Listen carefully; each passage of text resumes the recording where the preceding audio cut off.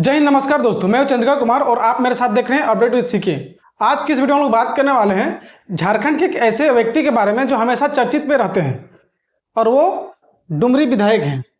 जी हाँ, डुमरी विधायक जो झारखंड के हर एक जिले पे है, वो चाहे जिला के हैं चाहे विधानसभा के हैं, हर एक जगह पे इनका नाम चर्चित में रहता है। अब यहाँ पे देखिए फिर से ये चर्चा में आ गए हैं और यहाँ आने के कारण क्या है, तो यहाँ पे देखिए जयराम महतो ने 4 करोड़ का बंगला किया जनता के हवाले, जो इनको पर्सनल मिला था, जो हर एक विधायक के लिए बनाया गया है रांची पे। यानी कि झारखंड में टोटल 81 विधायक हैं, उनके लिए हर एक पर्सनल मकान को बनाया गया है, जिनका लागत कितना आया है, 4 करोड़ के लमसम में आया हुआ है।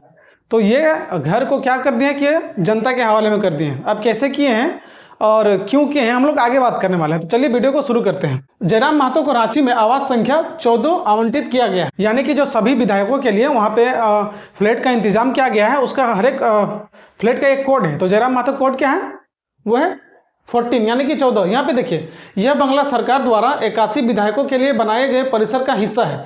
यानी कि 81 विधायक के लिए जो परिसर बनाया गया था उसी का एक ये हिस्सा है। अब यहाँ पे देखिए आगे क्या है कि इसका कुल लागत लगभग आप ये समझ सकते हैं कि 4 करोड़ के आसपास पे है। यानी कि हर एक विधायक के लिए 4-4 करोड़ का विधानसभा के बगल पे। मैं आपको बता दूं कि जहाँ पे ये फ्लैट बना है, अगर वहाँ के छत पे आप चढ़ते हैं तो वहाँ से विधानसभा की नज़ारा आप देख सकते हैं। तो हर एक विधायक के लिए जो हर एक बंगला बना है उसके बनाने में कितना खर्च आया है, तो 4 करोड़ का खर्च आया है। अब यहाँ पे देखिए आगे क्या है। अब यहाँ पे देखिए कि जो ये बंगला मिला है उसमें क्या क्या फैसिलिटीज है। तो यहाँ पे देखिए ये एक 2 मंजिला यानी कि डुप्लेक्स बंगला है। नीचे का हिस्सा इसमें एक बड़ा हॉल है जिसमें सोफा सेट भी रखा गया है। यानी जैसे आप वहाँ पे घुसेंगे तो वहाँ पे एक बड़ा सा हॉल है जिसपे एक सोफा सेट को रखा गया है। यानी कि कोई अगर वहाँ पे जाता है तो उस पर बैठ के आराम कर सकते हैं, या फिर कोई ऐसा कोई गेस्ट आता है तो वहाँ पे इंतजार किया जा सकता है। अब बात देखिए इसके आगे क्या है कि इसके बाद में डाइनिंग एरिया है और किचन, साथ में 3 कमरे हैं। डाइनिंग एरिया हो गया, किचन हो गया और साथ में 3 कमरा है। यानी कि ये पूरा अटैच है ना। ये डबल फ्लोर का बंगला है और इसमें क्या क्या फैसिलिटीज है हम लोग ये देखते हैं। ये तो नीचे के बात था, अब ऊपर में क्या क्या है वो देखते हैं। यहाँ पे देखिए ऊपर का हिस्सा पे 3 कमरे और बालकनी है। यानी कि ऊपर का जो हिस्सा है एक बालकनी है और 3 वहाँ पे कमरे हैं। अब यहाँ पे देखिए जयराम महतो का बेडरूम ऊपर की मंजिल पर है। यानी कि जयराम महतो जहाँ पे रहेंगे उसका बेडरूम ऊपर पे है ना। यहाँ पे देखिए जयराम महतो ने कहा है कि हालांकि घर में सोफा सेट और डाइनिंग टेबल है, लेकिन वे और उनके साथी जमीन पर बैठकर खाना पसंद करते हैं। यानी कि जयराम महतो ने कहा है कि जो मुझे घर के साथ में फैसिलिटीज़ मिला है, वहाँ पे डाइनिंग टेबल है या फिर और भी बहुत सारे ऐसे फैसिलिटीज़ हैं, लेकिन इनका कहना है कि हमेशा हम ज़मीन में बैठ के खाए हैं और अभी भी हम ज़मीन में बैठ के खाने में रुचि रखते हैं ना। तो यहाँ पे देख सकते हैं इनका ये मानसिकता है। अब यहाँ पे देखिए आगे क्या है। तो आगे यहाँ पे आप देखिए कि जयराम महतो ने स्पष्ट किया है कि यह घर उनके क्षेत्र की जनता के लिए खुला है।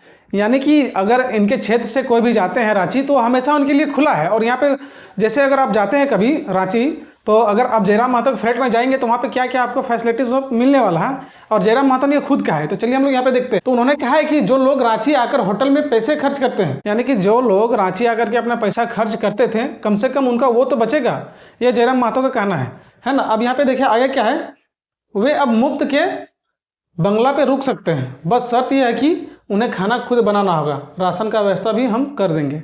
यानी कि जो अगर जाएंगे वहाँ पे घूमने के लिए या फिर रहने के लिए या फिर किसी कारणवश से अगर वो जाते हैं रांची और उनको अगर पैसा इतना है नहीं कि वो अपना रूम फ्लैट या फिर भाड़े पे रह सकते हैं, तो ऐसे में वो जयराम महतो से कांटेक्ट करके उनके आवास पर रह सकते हैं। और उनका कहना है जयराम महतो का कि अगर वो मेरे बंगले पर आके रहेंगे तो हम खाना बनाने का सामान दे देंगे, लेकिन हम बना नहीं पाएंगे। जयराम महतो ने कहा है कि वे व्यवस्था और अंदर रहकर व्यवस्था के खिलाफ लड़ रहे हैं।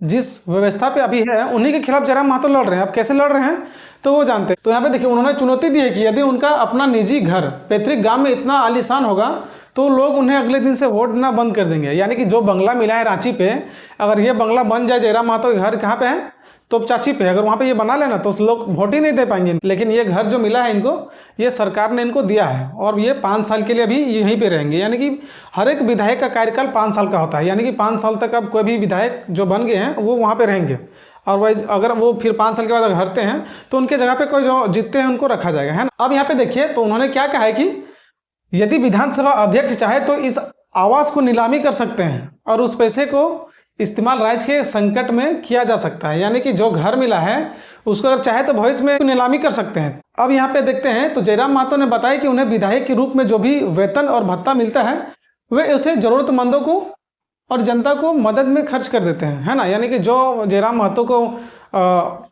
भत्ता के रूप में मिलता है और जो उनका सैलरी है वो भी तो जनते में वो दान करते हैं। यानी कि शुरू से इनका यही सोच है कि अगर हम विधायक हैं तो हमारे पीछे जितने भी लोग हमें जिता कर की जगह पर भेजे हैं उनको कोई ना कोई हम मदद हमेशा के लिए पहुंचाते रहें, चाहे वो मेरे सैलरी से देना पड़े, चाहे वो मेरे भत्ता से क्यों देना ना पड़े, लेकिन हम इसमें कभी पीछे नहीं हटेंगे। अब यहाँ पे देखिए जयराम महतो ने ये कहा है कि उनके अकाउंट में जो पैसा है, यानी कि गूगल पे चाहे फ़ोन पे जिससे वो ट्रांसफ़र करते हैं, तो 2000 से ज़्यादा अगर करते हैं तो वो नहीं होता है, उसमें बैंक की ओर से लिमिटेशन लगा दिया गया है। क्योंकि इनके खाते की जब जांच हुई थी तो जांच में ये बोल रहे थे बैंक वाले कि ये जो पैसे के लेन देन करते हैं वो बाहर से करते हैं, है ना।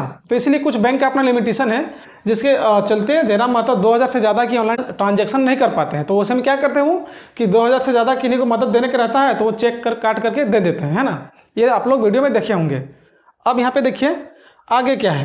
देखिए कि जयराम महतो यह संदेश देना चाहते हैं कि आलीशान सरकारी बंगले में रह रहे हैं लेकिन उनकी जीवन शैली आज भी साधारण है और यह घर पूरी तरह से उनके क्षेत्र के लोगों के लिए, समर्थकों के लिए समर्पित है। आप समझ सकते हैं कि एक ये प्राइवेट रूम है, यानी कि निजी रूम है, फ्लैट है। ये एक विधायक का घर है और विधायक का घर अगर आप जाएंगे तो आपके विधायक के घर के पीछे में इतना सारा बॉडीगार्ड लोग दिखेगा कि आप पहले ही डर जाएंगे कि आप लोग हम इस पर घुसेंगे कैसे।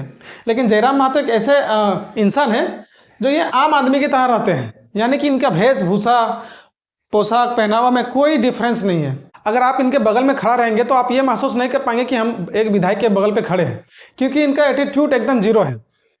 अब ये जीरो क्यों है आप लोग कमेंट में जरूर बताएं। यानी कि बात करें कि जयराम महतो की जीवन शैली ये हमेशा से साधारण रूप में इनका जीवन शैली बीता है, इसीलिए हमेशा ये लोगों से अटैचमेंट बना के रहे हैं। अब देखिए कोई अगर विधायक बनता है तो वो अपने आप को सोचने लगता है कि हम प्रधानमंत्री बन गए हैं। उनके आसपास में इतना बॉडीगार्ड रहता है कि पब्लिक लोग को साइड में रखा जाता है, बीच में वही चलेंगे। लेकिन जयराम महतो को आप देखे होंगे कि अगर जयराम महतो जा रहे हैं तो इनके पीछे में जो बॉडीगार्ड लोग होते हैं वो पीछे रहते हैं, है ना। इसके आगे में क्यों कौन रहते हैं तो पब्लिक लोग रहता है।